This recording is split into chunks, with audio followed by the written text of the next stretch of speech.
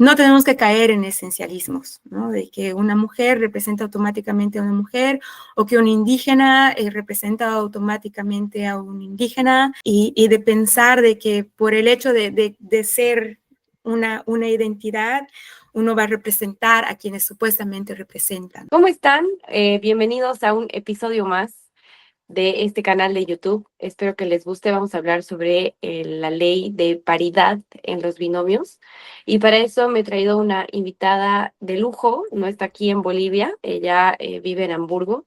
Es Daniela Osorio, politóloga e investigadora y ya es postdoctora también. Así que tiene mucho conocimiento para ofrecernos. ¿Cómo estás, Dani?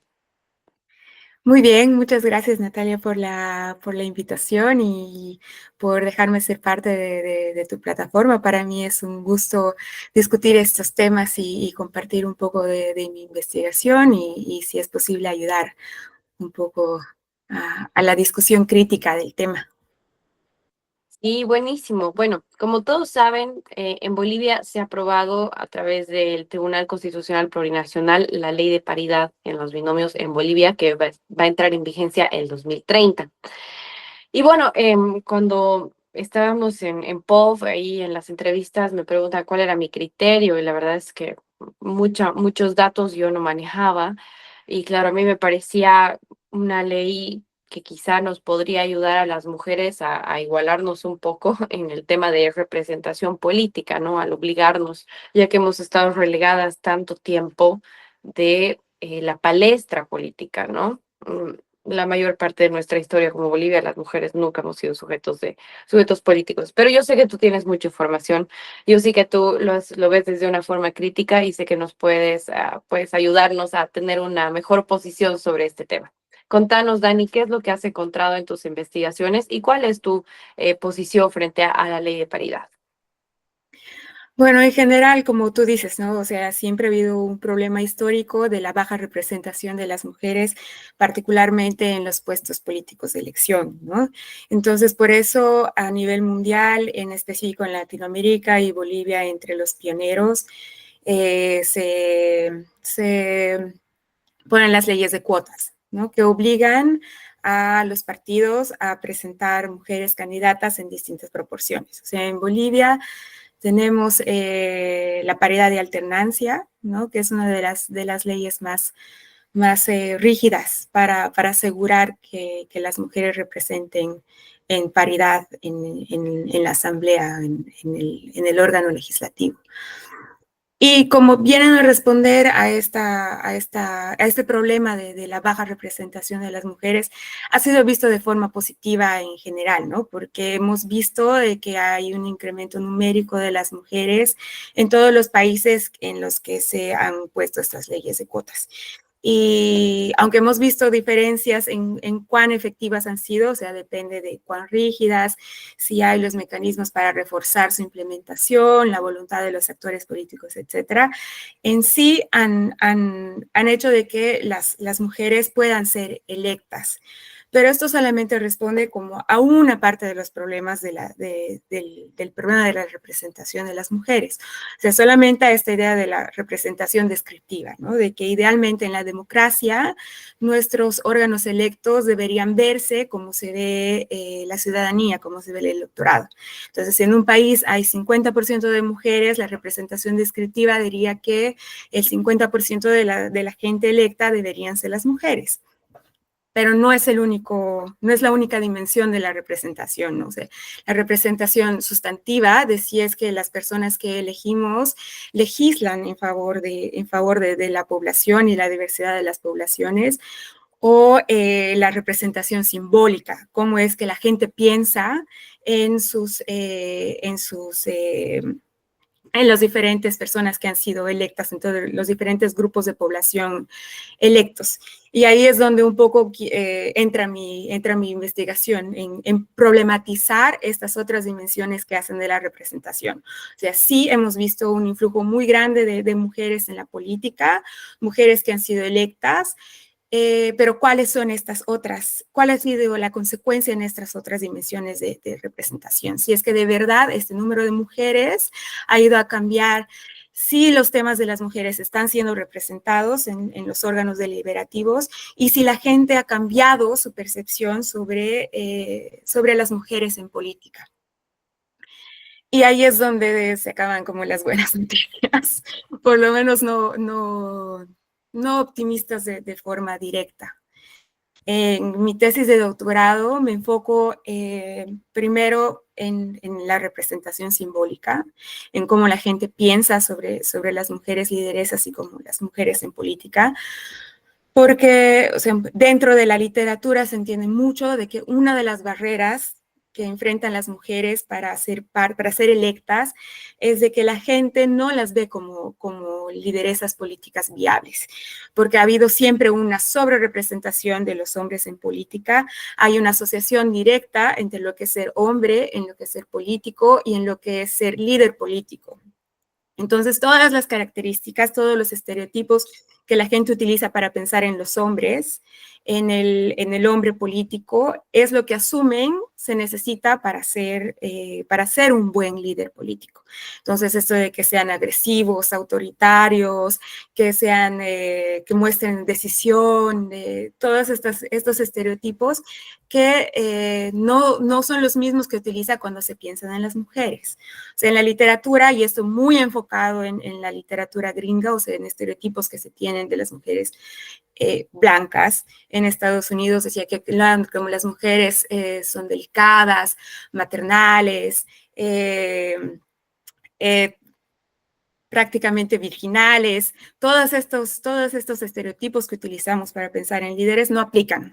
Entonces, las mujeres automáticamente no pueden ser buenas lideresas políticas porque no están preparadas para enfrentar a la agresividad de lo político.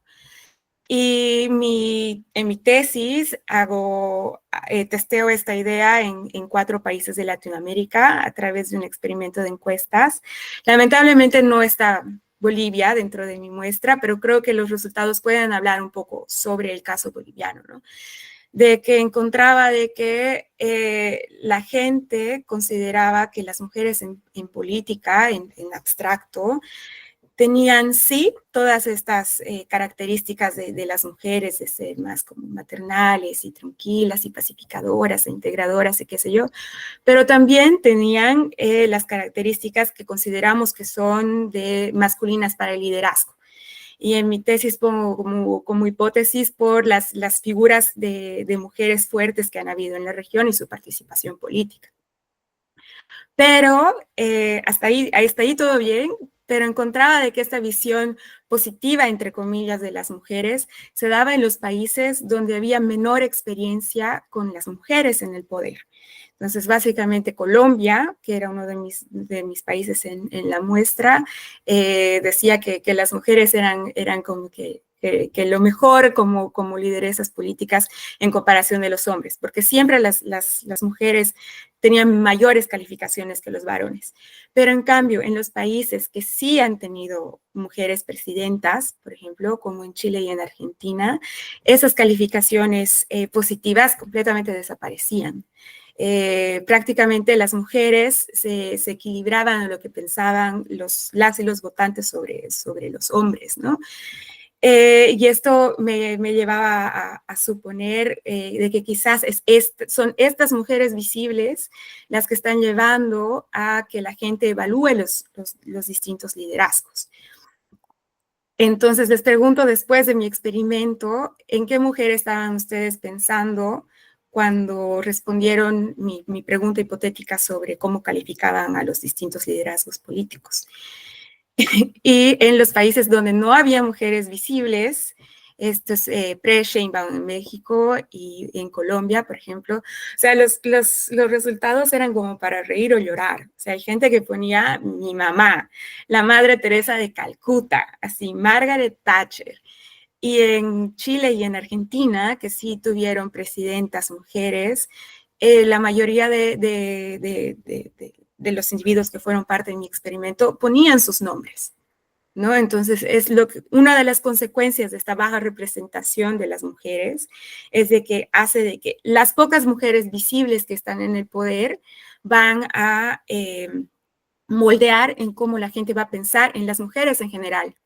Y como tenemos a muchos hombres en el poder, no existe esta relación directa. O sea, la gente va a ver un político que no es un buen político y no va a decir inmediatamente todos los políticos son malos, sino este político es malo. Cosa que no pasa con las mujeres, ¿no? Tienes una experiencia negativa con una mujer en la política e inmediatamente todas las mujeres no sirven para hacer política. Y quizás, esto ya podría ser una hipótesis de estudio, esto ha pasado en Bolivia en las últimas elecciones.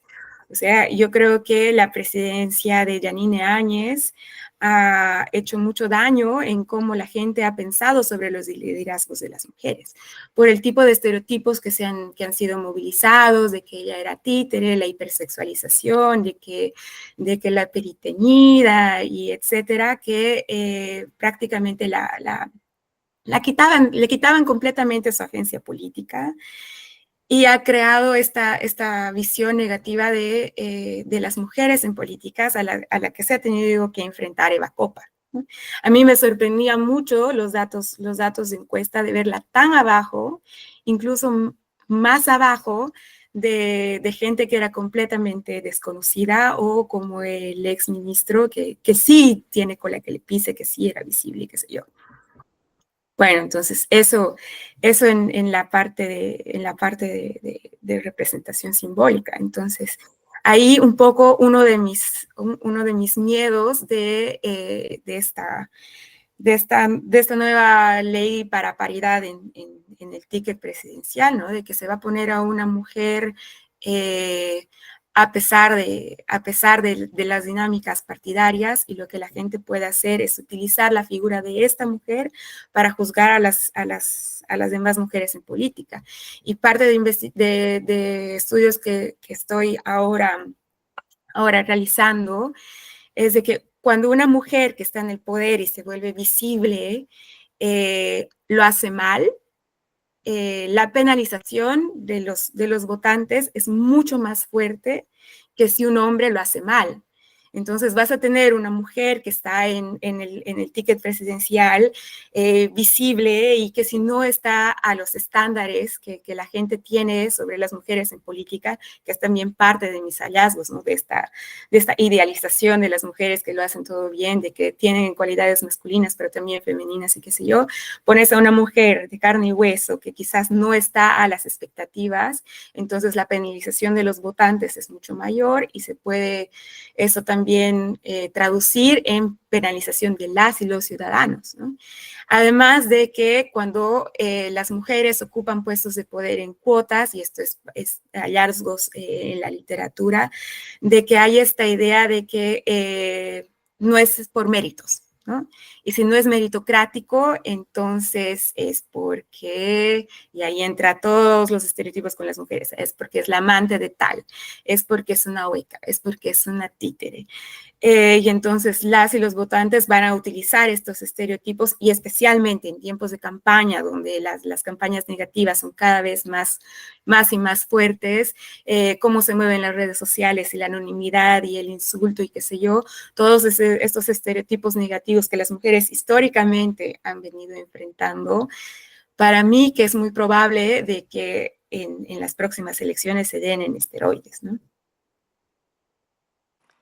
Sí, justamente lo que tú hablabas de la agencia política, de esta incapacidad de pensar que las mujeres tienen agencia política, las lleva igual a exigirles el doble, ¿no? El doble es algo que yo también siento cuando salgo a hablar públicamente o en entrevistas, me puedo equivocar y entonces el ataque es constante, pero si mi compañero se equivoca, el ataque no es tan duro, ¿no?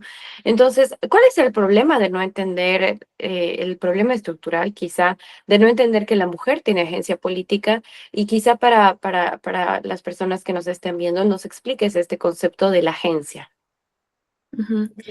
Es, bueno, sí, es bastante complicado, creo, porque es desde la concepción de los liderazgos, desde cómo la gente piensa en la política y desde los resultados de pensar en la política, o sea, en términos de agencia, de que las mujeres tengan la libertad de pensar y actuar de acuerdo a los intereses que viene a representar, ¿no? Y esto es un poco desde esta idea de la representación sustantiva de las mujeres, de que ellas puedan llegar a la asamblea con un proyecto, con una agenda que responda a la población a la que van a representar.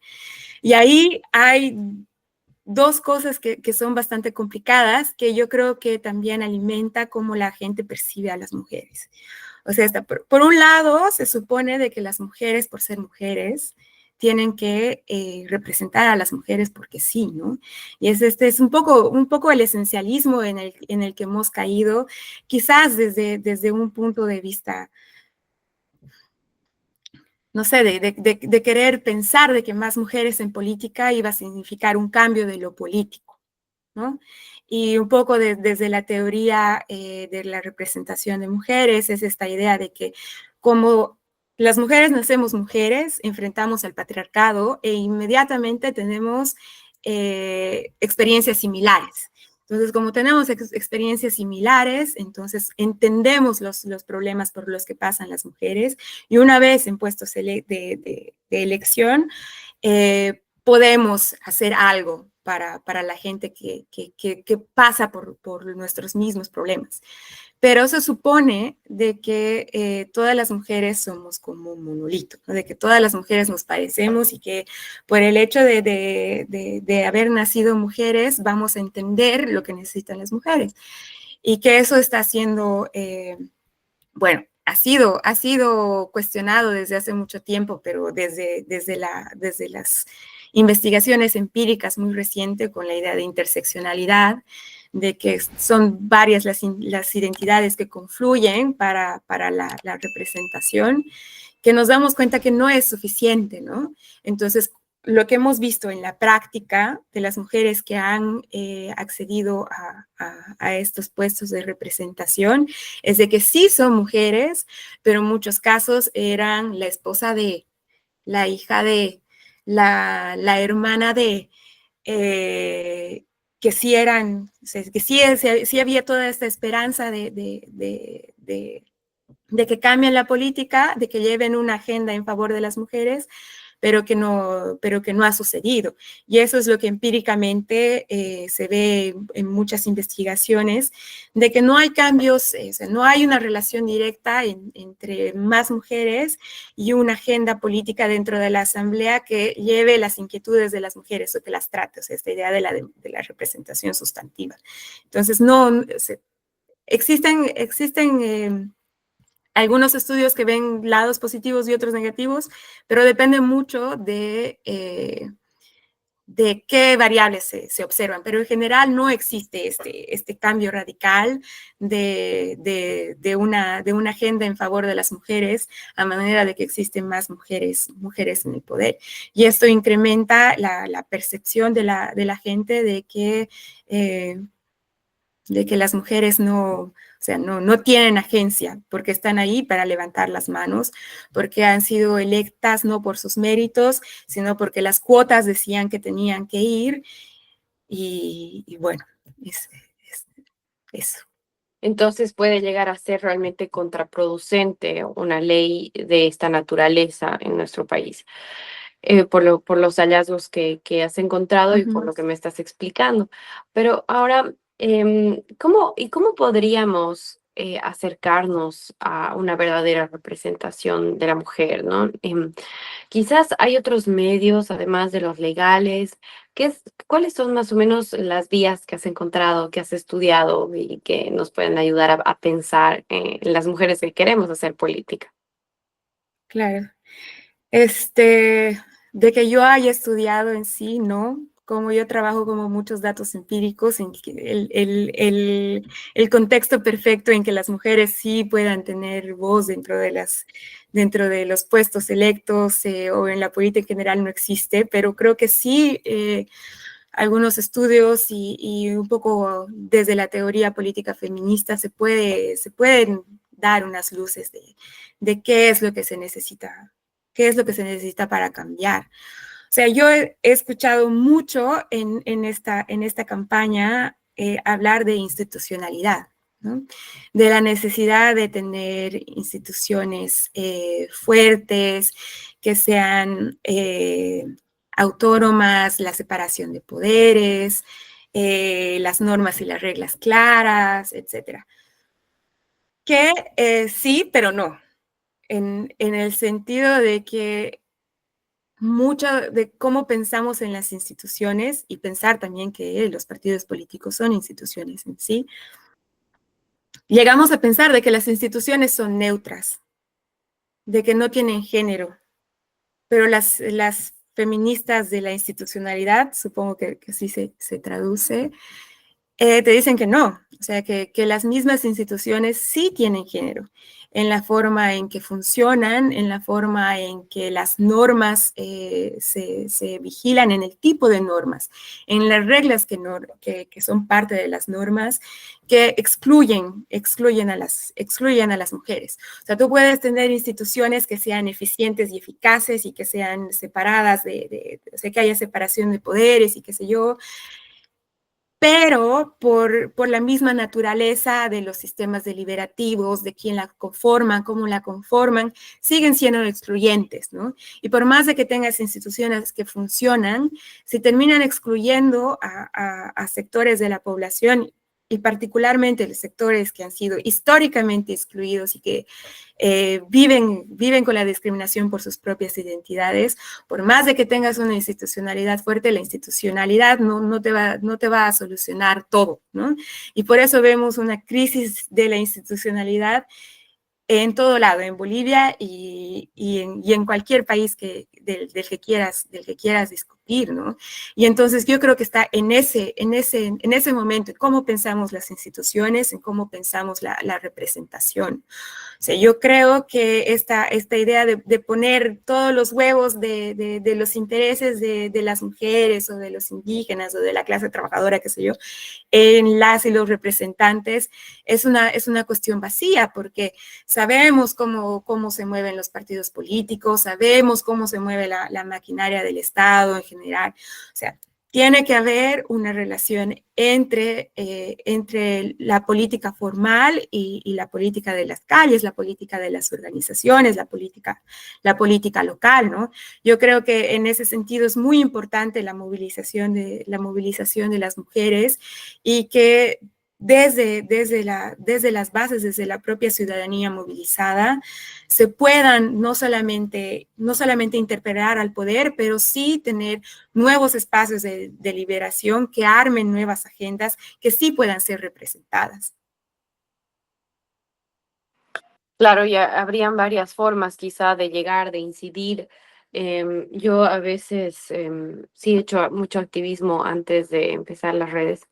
Y claro, pensaba en esta importancia de incidir, digamos, fuera de el poder formal o las estructuras de partidos políticos formales para poder impactar en alguna agenda, ¿no?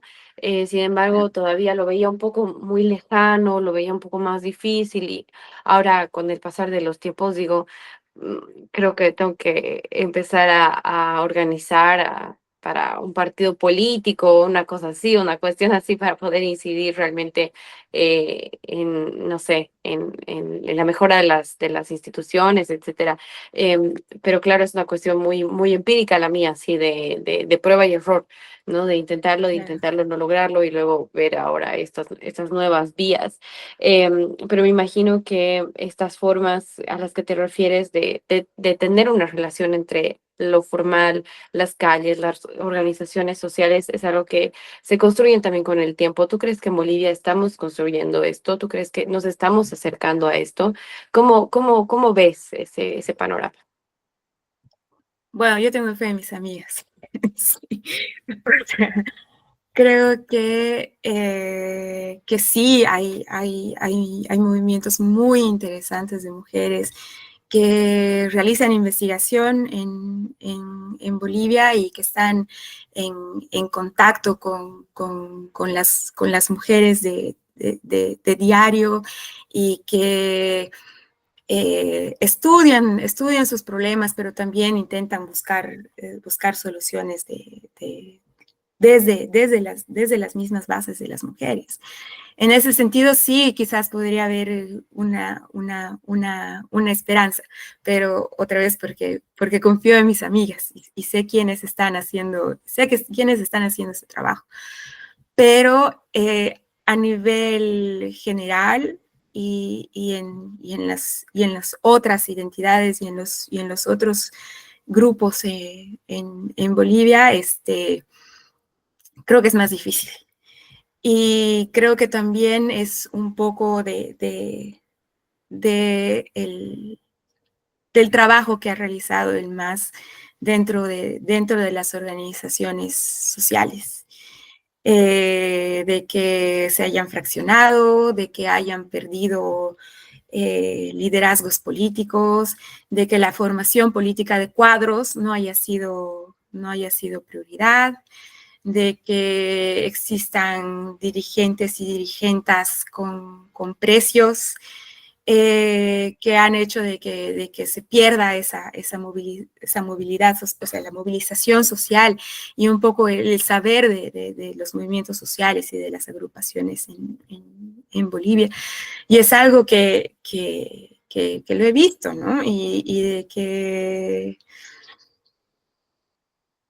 me ha llevado un poco a donde estoy. Quizás yo hace 15 años también tenía esa idea de que sí, voy a transformar la política desde adentro y voy a hacer las cosas bien y de que sí, pero el contexto político que me ha tocado vivir, las cosas que me ha tocado ver, me dicen que es muy difícil.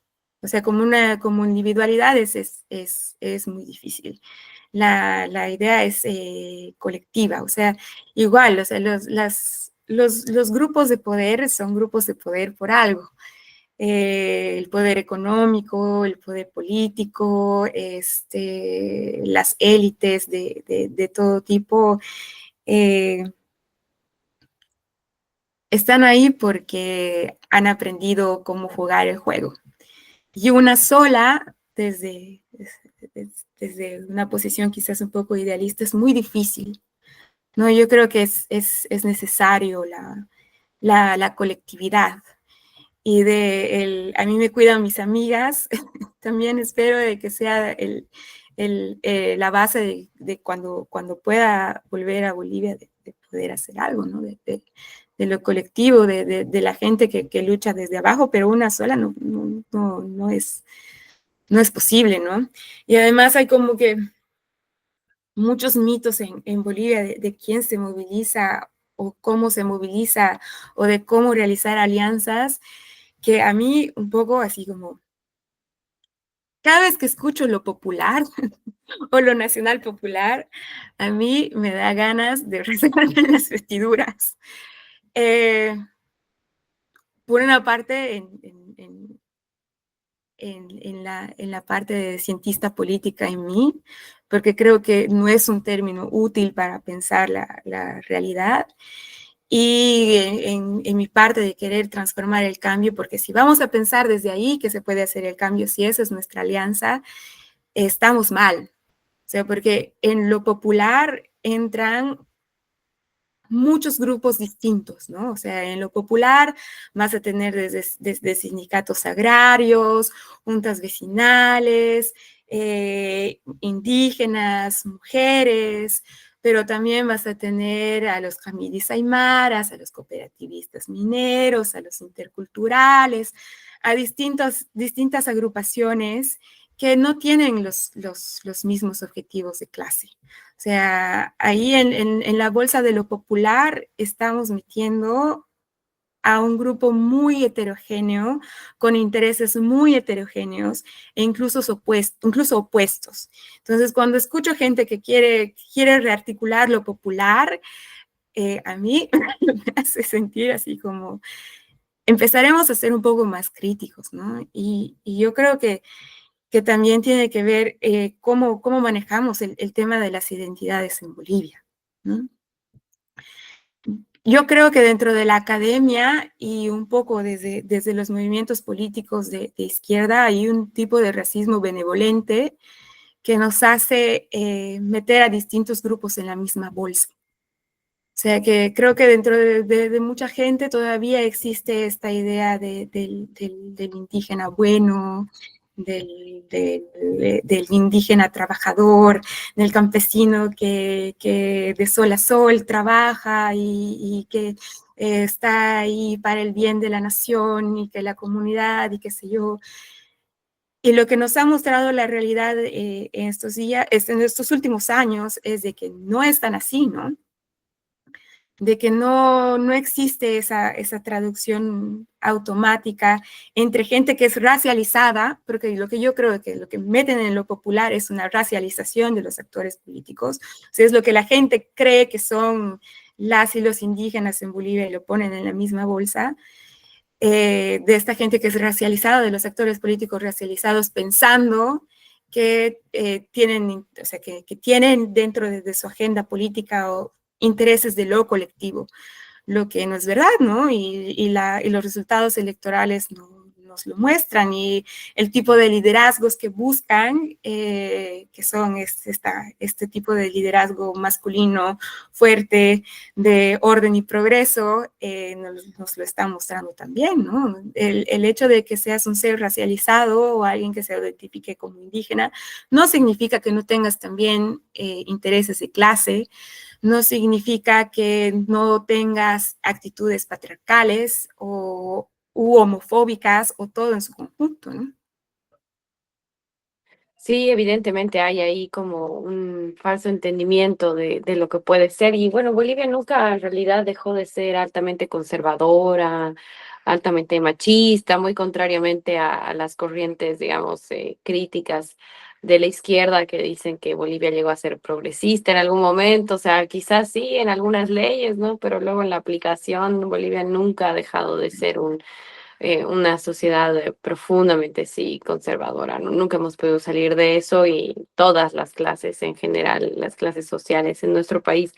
em, y evidentemente estos cambios requieren la organización colectiva, ¿no? Lo individual no puede hacer una diferencia como tal, pero un poco este término de lo popular se ha estado discutiendo, pero largo y tendido durante estas elecciones, ¿no?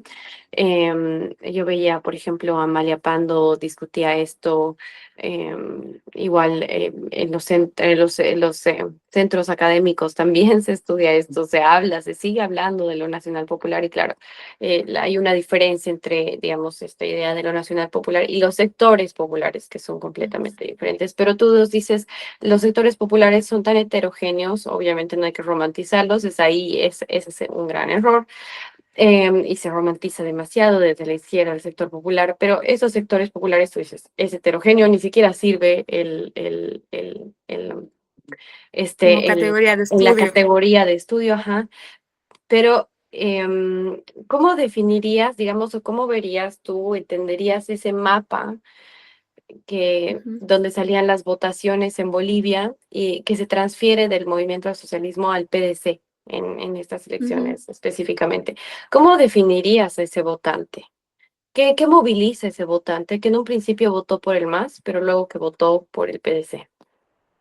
Yo creo que es muy difícil poder desmarañar esa votación. O sea, porque sí pareciera a simple vista de que ha habido una transferencia de votos del MAS al PDC, pero varía mucho dentro de municipios. O sea, en muchos municipios rurales, el voto nulo ha sido la primera opción, municipios donde ha habido este voto histórico del MAS.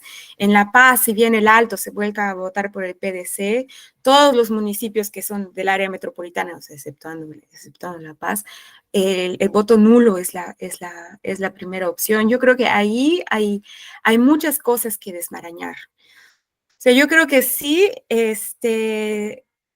tendríamos que un poco volver a tener un análisis de clase, un momento, o sea, para entender un poco el apoyo, quiénes han apoyado a qué modelo. O sea, porque muchas veces cuando nosotros desde la academia hablamos de qué es izquierda y qué es derecha, no es lo que tienen en mente las y los votantes, particularmente cuando se piensa en ideología o cuando se piensa en la economía. O sea, nosotros pensamos que la gente que se identifica como de izquierda va a querer la presencia fuerte del Estado en la economía y las regulaciones y el Estado social, cuando hay mucha gente que se dedica al comercio informal, que mientras menos Estado le des, mientras más le dejes hacer sus negocios, que es algo que asociamos con lo liberal o con la derecha, mucho mejor, ¿no?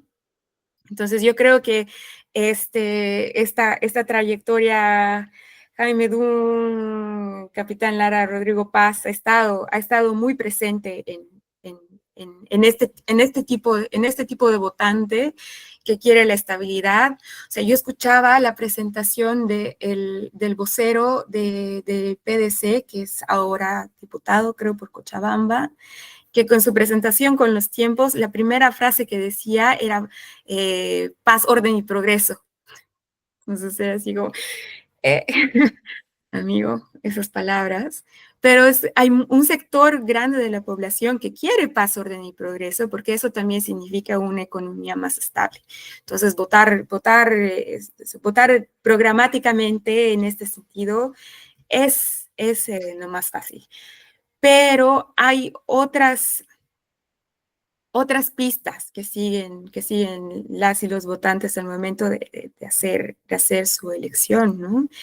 Y estas actitudes y hechos y la campaña de Rodrigo Paz y el Capitán Lara, que recién las estamos viendo porque nadie le tiraba bola, sí pueden, nos están mostrando de que hicieron el trabajo que Evo Morales hizo en el 2004 en Bolivia, de viajar pueblo por pueblo bañándose de pueblo, ¿no? Así de que Rodrigo Paz come en el mercado y el Capitán Lara habla como el pueblo, qué sé yo, y de que las actitudes populistas, esta idea de yo represento al pueblo porque soy como el pueblo, de estas figuras muy, muy de macho fuerte, ex policía, o con Rodrigo Paz bailando de caporal, estas figuras de yo soy el orden, porque yo aquí todo agresivo, masculino y dominante, sí puedo asegurar, que los corruptos van a salir de este país. O sea, como que populistas de manual en sí. Y es algo de que la gente cuando no tiene cuando vive en un contexto de inestabilidad, cuando hay crisis económica, cuando las otras opciones son uno muy mala y la otra peor, buscan a o sea, todo el mundo habla del outsider, pero es de esta figura que es la no política tradicional, ¿no? Ya vamos a poner la esperanza en este tipo que me parece bien. Y creo que en las personalidades de Rodrigo Paz y el Capitán Lara en sí, se repiten muchas cosas de la historia política de Bolivia, pero también de personajes en la región. O sea, cuando yo he escuchado que el Capitán Lara era de Villarribero, he dicho, ya, ahora sí, todo tiene sentido en la forma en que habla, en las palabras que utiliza, es pues del Valle Alto. Y yo como cochabambina entiendo muy bien ese estilo de hablar, ese estilo de dirigirse, ese estilo de bañarse en pueblo, ¿no? Y hemos tenido desde Melgarejo hasta Barrientos, vallealteños populistas, porque es un estilo que la gente considera que es un estilo de liderazgo, ¿no? Y como para volver al círculo, un liderazgo netamente con tintes masculinos. ¿Y tú crees que ese liderazgo es similar al liderazgo de Evo Morales o a lo que fue, digamos, el liderazgo de Evo Morales? ¿Tú crees que puede haber ahí algún tipo de relación en el tipo de liderazgo? No creo, yo creo que es un estilo de presentarse como líderes, porque ahí lo que les falta es trabajo con las bases y experiencias. O sea, Evo Morales fue dirigente sindical, además de que fue diputado. O sea, hablando de Lara, que quizás podría ser al que si le podamos hacer el equivalente más directo, sí puede presentarse como pueblo o como una figura viable que representa los intereses de la gente común, pero no tiene esta experiencia de lidiar con la gente, no tiene la experiencia de lidiar con las organizaciones. Y eso es algo que se construye. Y se construye no solamente con tu propia individualidad y carisma, sino también con un aparato que hay detrás. O sea, nos tendemos a olvidar de las ONGs que estaban detrás de Evo Morales en el 2004, 2005, que hacían trabajo territorial de base, que sí tenían presencia en varios rincones del país o qué sé yo. O sea, creo que el liderazgo estilo Evo Morales los está trayendo hasta aquí.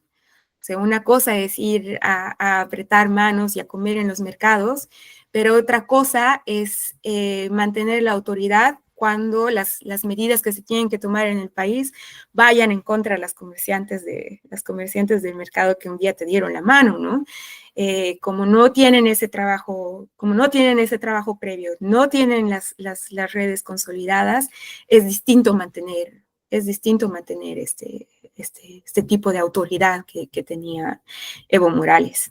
Además de que es el momento, la coyuntura que les toca vivir es completamente distinta, ¿no? O sea, Evo Morales llega en un momento en que el Estado vivía sus tiempos de bonanza y que podría ser la redistribución de recursos.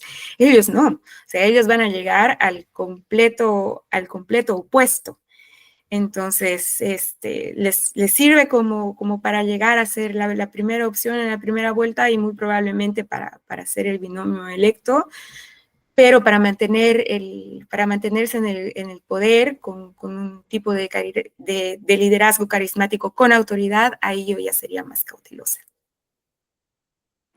Claro, oye, me encanta todo lo que dices, Dani. Siempre me gusta aprender estas otras perspectivas de mirar. Y claro, como tú estás mirando desde afuera, eso yo creo que también te quita un poco el sesgo de estar viviendo lo que pasa aquí adentro, ¿no? Y a veces eso también nos nubla y no nos deja entender bien estos fenómenos que están pasando. Entonces, bueno, ya se nos está acabando el tiempo, pero no quiero irme sin darte la oportunidad de que puedas reforzar alguna idea, hacer una conclusión o quizás tocar algún otro tema que te parece importante sobre estos temas políticos. Hemos empezado sobre la ley de paridad, luego nos hemos ido por otros lugares, pero todo lo que tú veas necesario conversarlo es tu momento, Dani. Uy, qué difícil. O sea, creo que sí. O sea, estoy en una posición privilegiada porque sí, porque salí a hacer mi doctorado en Estados Unidos, porque hice o sea, el foco de mi doctorado es en política comparada. Yo llegué a Estados Unidos con la idea de que Bolivia era este lugar único y especial y déjenme decirles todo lo que ustedes tienen que aprender de Bolivia, porque Bolivia es único, incomparable e inimaginable y todos tienen que conocer a mi país, ¿no? Y en el doctorado era dos, tres sopapos, así como no son tan especiales. Conocer a tu país desde adentro de tu país no es suficiente, es necesario poner en perspectiva comparada desde el tiempo, en perspectiva comparada con la región, pero también con otros contextos que viven situaciones similares. Y creo que eso es necesario hacer ahora, ¿no? Entiendo que el periodo electoral consume y queremos explicar esta cosa que está pasando hoy. Sin embargo, esta cosa que está pasando hoy pasó ayer y pasó en otro lado, y hay lecciones que podemos aprender en general de la política y del estudio de lo político, ¿no?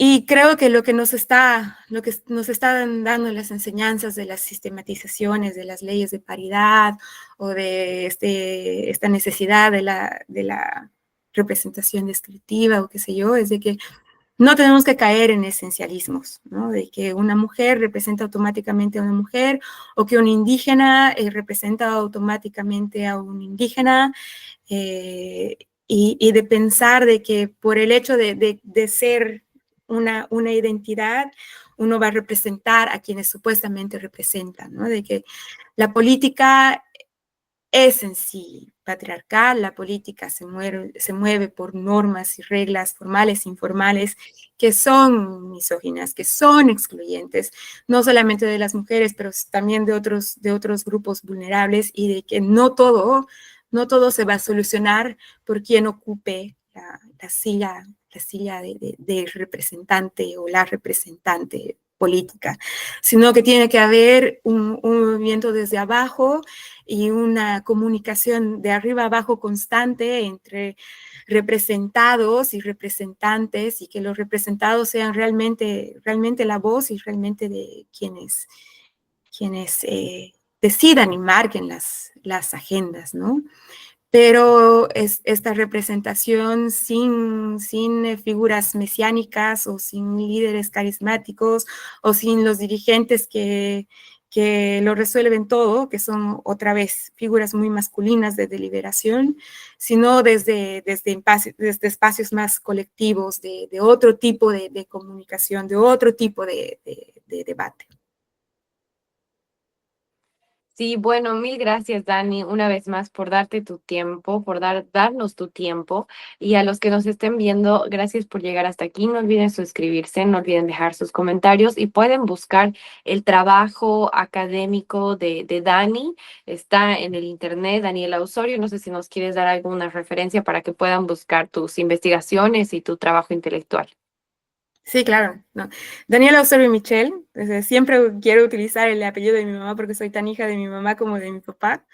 Y sí, con mi nombre completo. Ahorita estoy en el GIGA, el German Institute for Global and Area Studies. Entonces, cualquier cosa ahí, una googleada, mi correo electrónico, yo siempre dispuesta a compartir. O sea, ahora tengo algunas cosas que están publicadas, la mayoría en inglés, pero tengo muchas cositas ahí a la puerta de ver la luz, y así, feliz de airearlas a solicitud. Sí, sí, y aquí esperando que vuelvas a Bolivia y ahí podemos hacer quizá una entrevista presencial y poder charlar más de estos temas. De nuevo, te agradezco mucho, Dani, que estés muy bien. No, gracias a ti por el espacio. Chao, chao.